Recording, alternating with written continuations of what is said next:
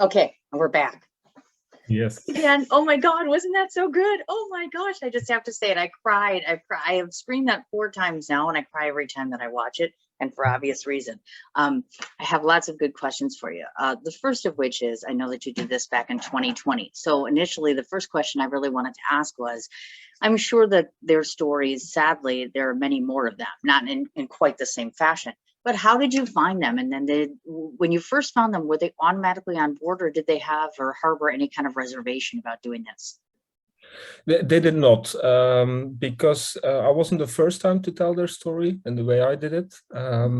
There was, and I stumbled upon the story because I have a good friend of me who also co-directed this film, Simon de Meulemeester, and he works for a Belgian journalistic magazine, and he was writing a piece about their friendship, about these two lovely human beings. And he's still in the process of writing a book about their story. And he actually approached me because, I was a filmmaker, and he said, "Oh, can we not record this on screen as well? Because the story is that good, and you never know, we might do something with this later." And then I looked into the story, and I met these gentlemen, and I was so overwhelmed by it that I was like, "Yeah, of course we do something with it." And I was pulling some strings in the hope that we could do a little bit more, but we never found a broadcaster or a distributor or anything before we started filming. So we had to keep it small, but I'm actually happy we had to. In a way, it was a blessing, because that way we had to keep it very pure as well, because Koenraad is also a painter and Simon has all these other activities. We could have made this story a whole lot bigger, but I think it actually serves the story to keep it just this very simplistic black and white lighting, 2 interviews across each other. And at the moment they come together, with the exception of the music, because I thought it was so nice that they also both had a good relationship with the piano and a story around it, that I want to incorporate that. But so actually the story came to me through Simon, the co-director, who was writing a piece about them. And also they were at the moment in the running to be receiving, I have to find the English word for this, an honorably doctorate at the University of Brussels, which they got after the film was finished. They actually also received that, first time that 2 people got it together, because it was for their unbelievable friendship. That was the doctorate. You bet. Now, to those that have not seen any of Lander's projects before, this isn't the first time that I've screened him or screened in black and white. So I like to talk a bit about black and white technique. Not a lot of filmmakers are using it, which makes me very, very sad, because it's one of my favorite genres. This seemed very fitting for black and white, but overall as a whole, why do you implement so much in the black and white genre? What is it for you that's so fascinating about using that grain type? Well, to be very honest with you, you've seen my 2 projects in black and white. Yes. I think movie-wise, because I do more work for television than I make movies. Movie-wise, I think about the 6 movies I made, 2 of them are black and white, the other 4 are colored. So I try to think about the use of color a lot. And in these 2 projects, I thought it was actually a plus to use black and white, because the storylines don't need the distraction of the color, or I don't want to emphasize with red that they're sad, or with blue that they're.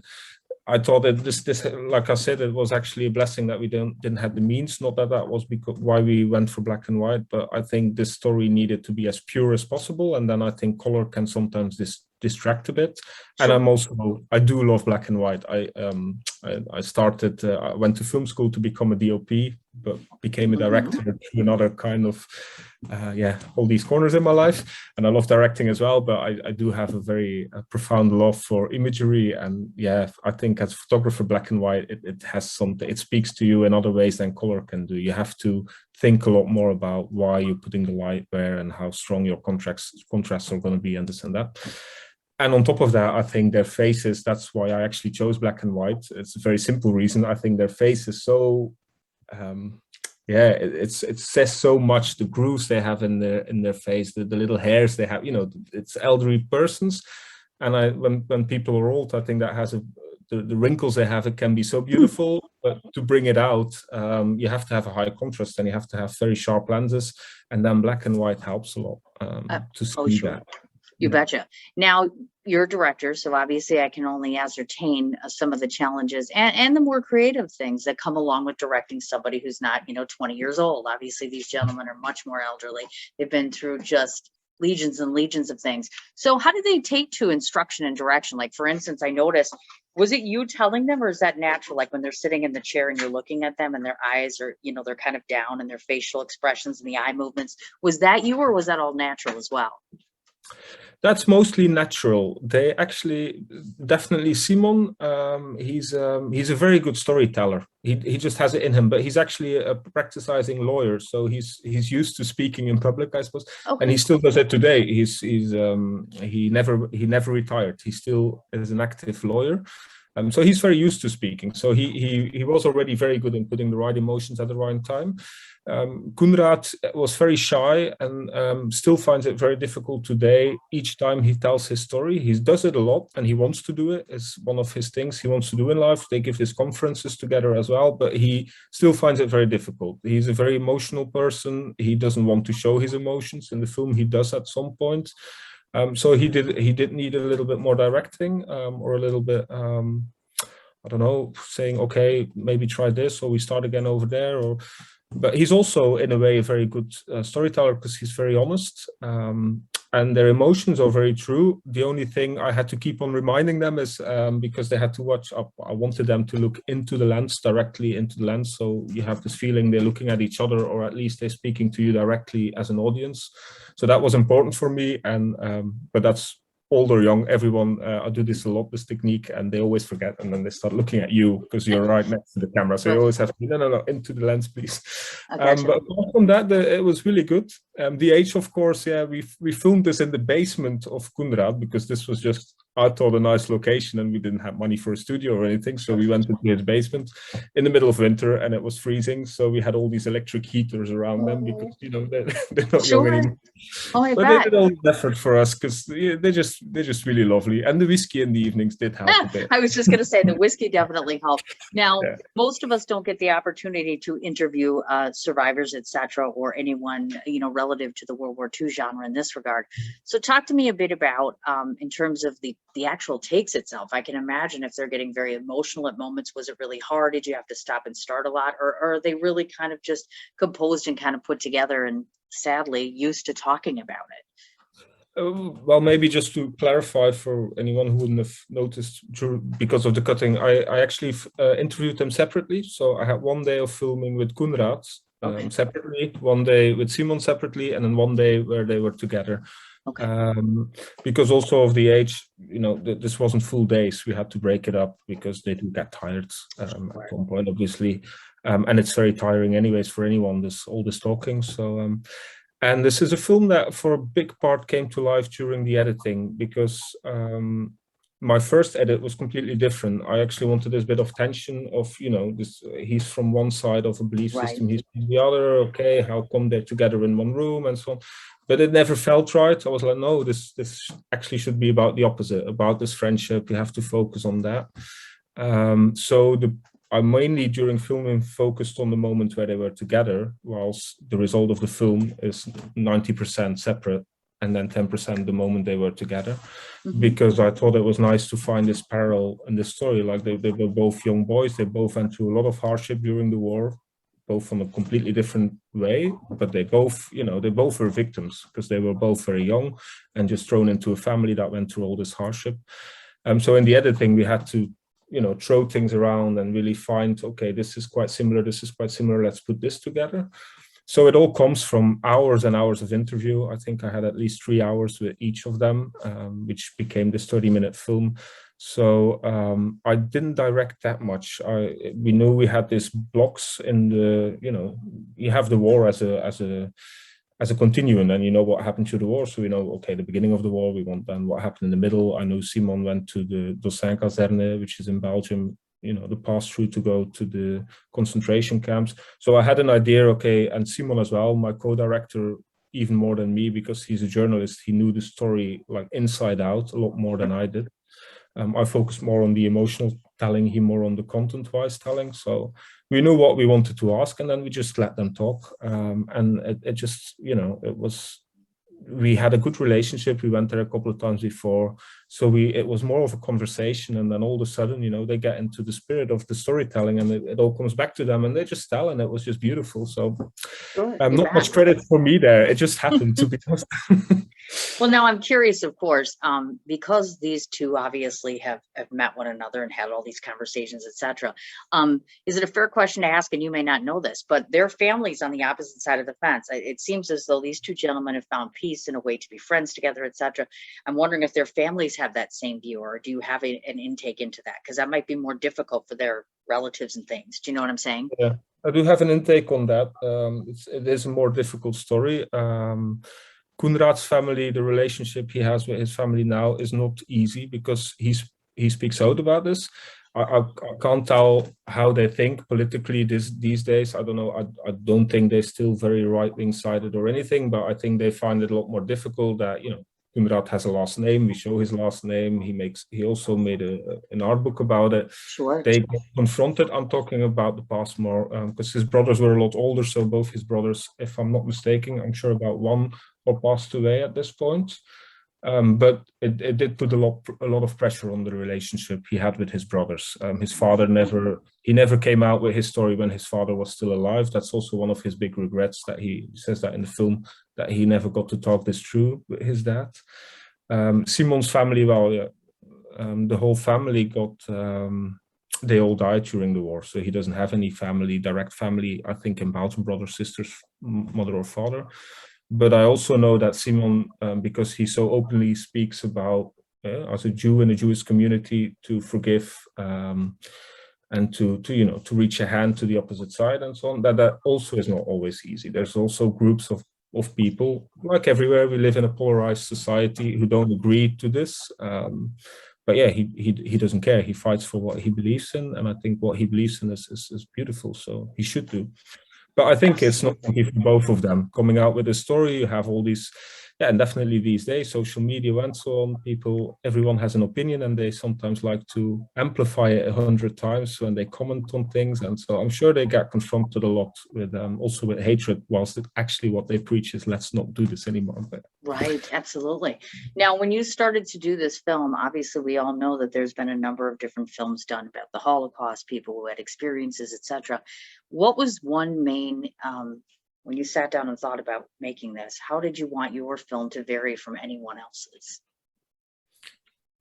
To be honest, it was a process, because like I said, first it was actually because I worked mainly for this one production company, and they asked me, okay, well, I went there with Simon, like, okay, can we film this? So we have this, maybe we do something in the future with it, maybe for a fiction film project that we really have the testimony on film.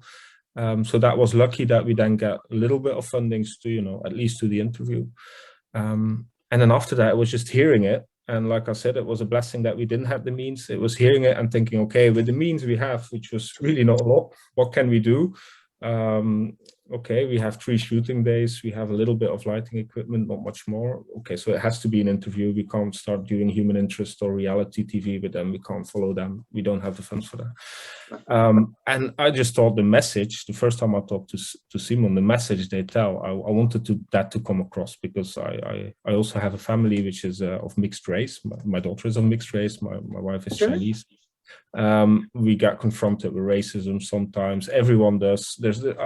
It's one of my big concerns. It's like there's all these polarizations. I think it should be a concern of everyone.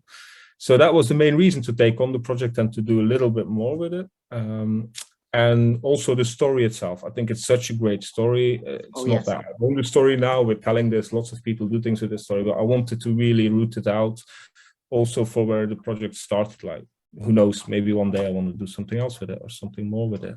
Oh, right, absolutely. I did notice one of the predominant things throughout is the music, of course, and so the piano plays a very important part in this picture. I was curious to ask, now the music that gets played during that, is that pre-recorded, like they perform that and then you put it in the movie, or is that separate piano? Where did you find that from then? The piano you hear in the music, the 2 times they play, is just live recorded on camera. Okay. My sound engineer is still angry at me for this. Again, we didn't have the means to put a stereo mic on there, or to put, you know, so I don't know technical things, soundproof things around it, so it would sound better. He thinks, oh, this piano, it could have been so much better. But I think it's great because you can feel the room, fair enough, but you do it in a way, I think maybe unconscious, you feel that it is there and it's live and it's them playing it. So we just did a couple of takes of each song, Koen playing Bach and Simon playing March to Freedom. And that was it. They're just still quite good piano players. So it wasn't that difficult. I'm also curious, because you're the director, you have a heads up on this because you worked with them. Obviously, we learned through the film some of the things that they share, some of the similar feelings and experiences, etc. Would you say that there's one main difference between the two of them? Because they almost look like they could be brothers. I mean, not just in look, but in stance and their talents and things like that. What's the main difference between the two of them? Did you notice anything? I'm just curious. There's not that much difference. I think their story is very similar. They both had all this hardship during, but also obviously the aftermath of the war, growing up with everything that happened. So I think, but I do believe humans are very similar. Our core self is quite the same, and then you throw a lot of things at them, and then people vary in different directions because of their upbringing. Obviously, they were at the beginning of their life, they were thinking very opposite.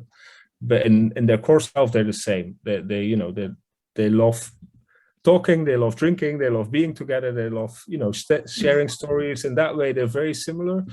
I think the main difference today is that Simon actually, and this is maybe a bit dangerous to say because I'm speaking for them now and I don't know this by fact, but sure. my feeling is Simon he was able to put this whole history in a context, give it a place, and how do you say this in English? Get over it. Like, you know, he prosecuted it in himself. He gave it a place. He can talk about it, but it doesn't really have an emotional impact on him anymore. He found peace with it. That's maybe what I was looking for. Sure. Found peace with the history of his life.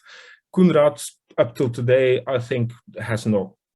He never really found peace with what happened and why his family thought that way, and how come his brothers, because of the family he grew up in, his brothers did all these atrocities in the war, and how come he was never able to actually talk this out during their life. With his father, not at all. With his younger brother, a little bit. His older brother only on the bed. The older brother actually met Simon. This is another great story. Maybe Simon, older brother, very much at the end of his life, for the first time, he actually said, okay, what I did was horrible and I want forgiveness for this. And then Simon brought him in Conrad, his brother brought him in contact with Simon, and Simon actually came to visit him in hospital before he died to say, you know, it's okay.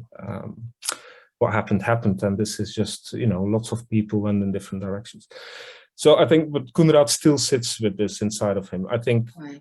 I'm afraid he will die with it. He will never really find peace with the relationships in his family, what happened, and how to place this into himself. His big question is, would I have been the same if I was 5 years older and I was ready to be a soldier? Would I have gone fighting for the Germans? Would I have done what my brothers have done? And that this is so deeply rooted in him that, yeah, if we say it, or even if Simon says it over and over again, I don't think he will ever get rid of that feeling. There's a big, big guilt inside of him.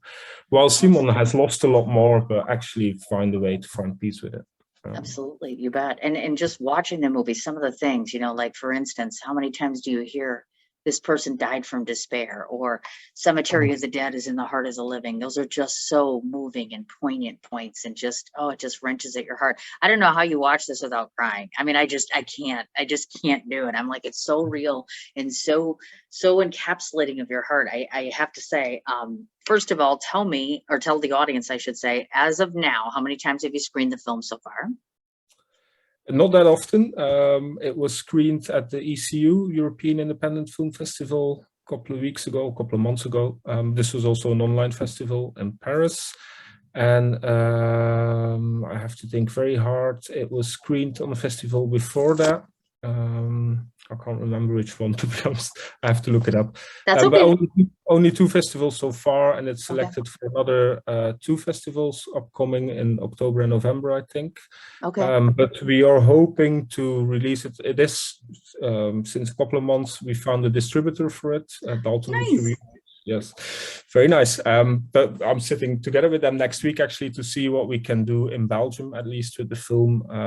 We're hoping to put it in the educational.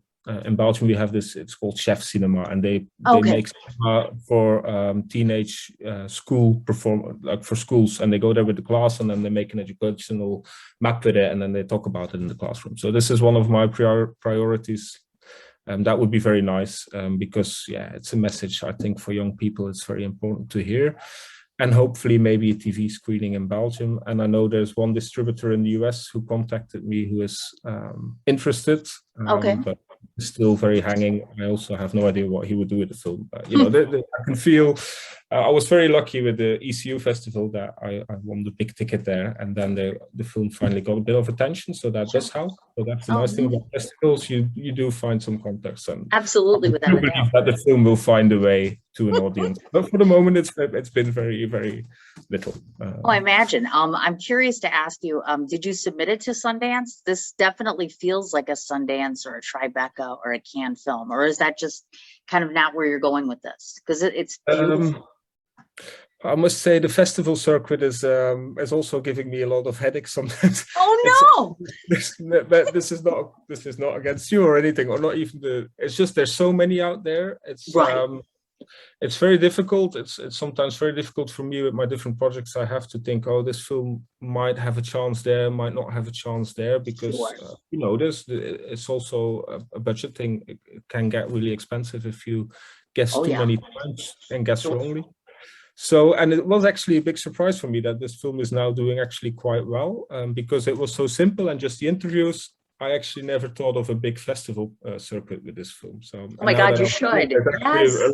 A lot of good response. Yes. I should try a bit harder and submit to a lot more. But absolutely, and the bigger ones like here, you know, Tribeca's done already, obviously, but I know Sundance is coming up, etc. And these are just such great. I mean, this film. I mean, you should speak to. I think you had screened with Colin Gerard, who did the movie Eli. That's similar along the grain of yours. It's not real, but it is a Holocaust type. It's like 9 minutes long. But you should connect with Colin. He's a London-based filmmaker, and he's a BAFTA nominee as well, and terrific guy. I mean, he does a lot of the same sorts of things you do, but I mean, without a doubt, this is probably one of it's my favorite. You're always my favorite. I have to say that you're one of my favorite filmmakers I like to screen. You're so easygoing. Your work is so wonderful. And the last one, folks, if you haven't seen Minds on Mute, oh my gosh, I didn't think I was going to like it so much, and because it's different, it's out of the box. You do things that are very, very out of the box.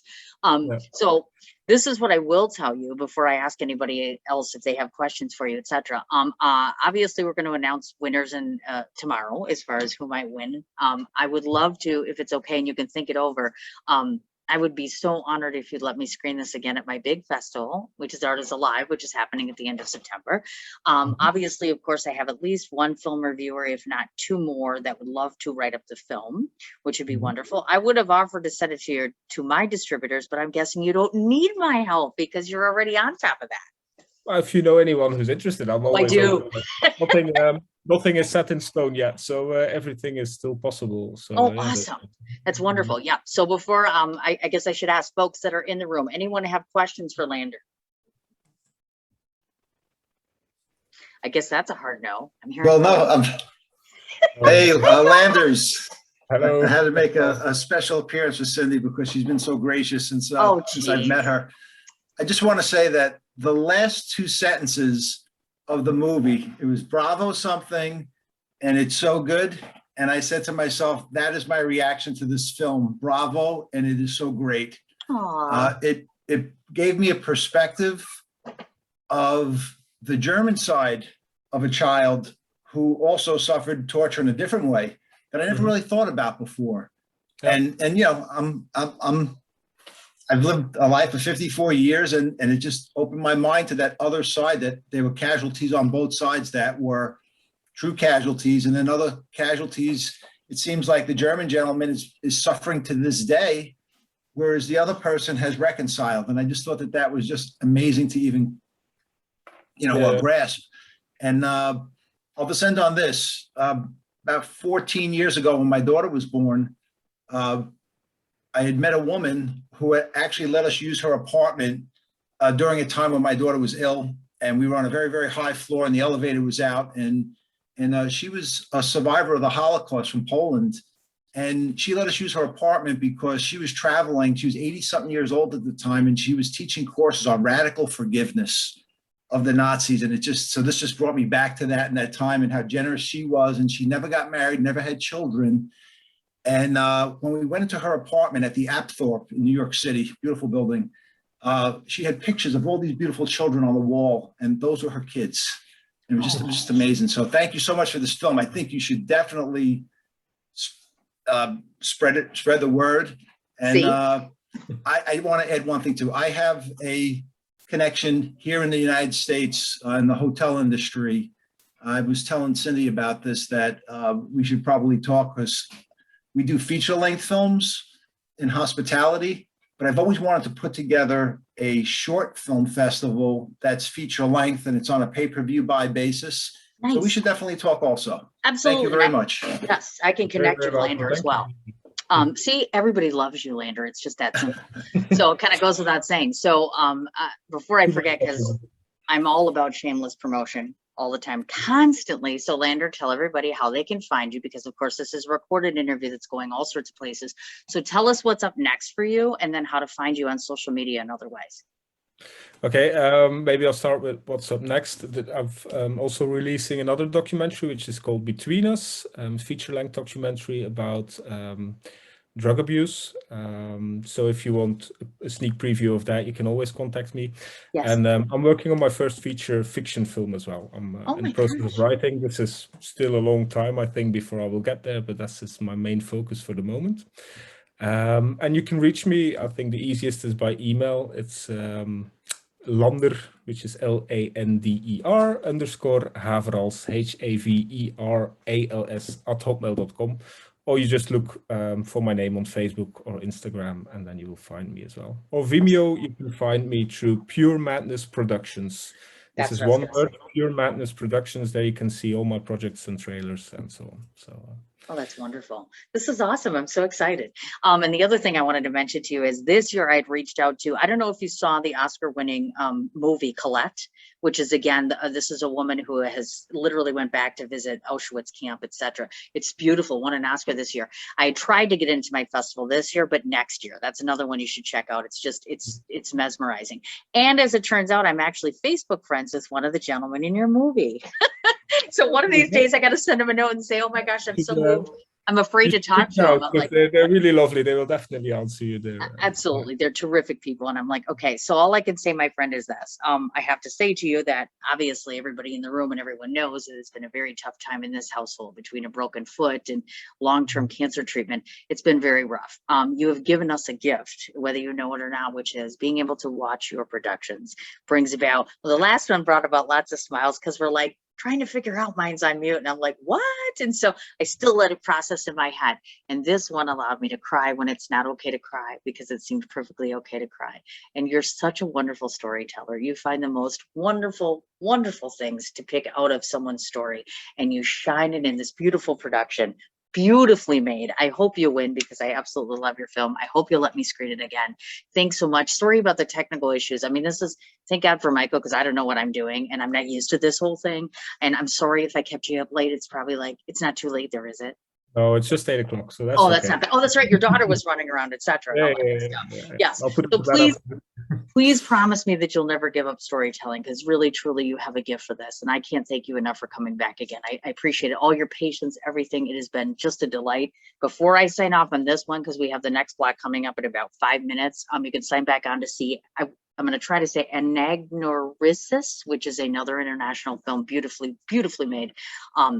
I just wanted to let everybody know, everybody's got all the links. If you can tune in for more films, please do so. What's going to happen, so everybody knows, is at the end of the festival, all of this material, unless you say no, will automatically be put up on a platform. So it'll be like a pay-per-view for an entire weekend where people can catch it, because it's been really tough to try to get everybody on the same page. So I'm recording all the interviews. I'll get that off to you next week, of course. And of course, please let me interview you in the magazine. I almost forgot about that, because I haven't interviewed you yet.